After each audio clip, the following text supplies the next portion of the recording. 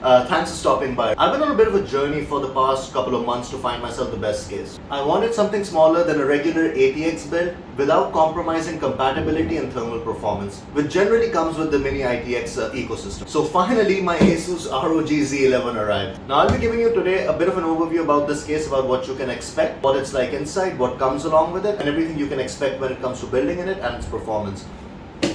So here's the case outside the box. So this case comes in two orientations, either like this, horizontally or vertically. So if you've got the case vertically, it's going to stand at 531 millimeters tall, 194 millimeters across, 386 millimeters as depth. But I'll be using this horizontally. In that case, it's 386 millimeters tall, 531 millimeters in depth, and 194 millimeters across. That stays constant. Other than that, it's got an intake at the back and an exhaust at the front. Or if you're mounting it vertically, an intake from the bottom and an exhaust at the top. It's compatible with 3-slot GPU cards with a max of 320 millimeters length. However, thermals become a real problem if you go down that road. So the front and back panels can be taken out very simply by pressing the two latches and pulling it across.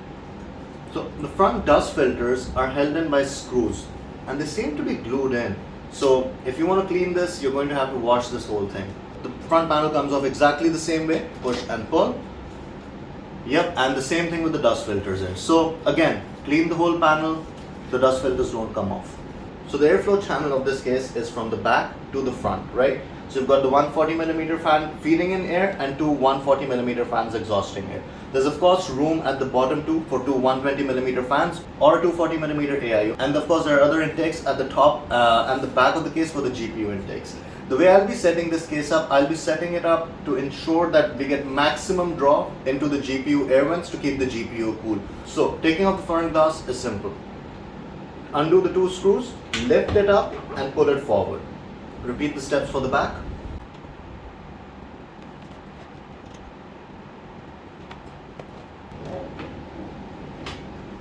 So the reason behind the Z11 is the 11-degree angle that the motherboard tray mounts on. Let's talk compatibilities of the case, right? So you can mount one SSD here, another two 2.5-inch SSDs on the bracket already installed, or a 3.5 HDD. However, if you intend to mount two additional 120mm fans, you will have to take this bracket out, meaning you will lose compatibility for two SSDs and one 3.5-inch HDD. Finally, taking off the base of the case, there's a thumb screw inside, and this is where your two additional fans will go, which you can either set up as intake or exhaust. And finally, we have an extension hub connected to the front I/O and the motherboard, which has ARGB headers, PWM fan headers, and finally two USB headers.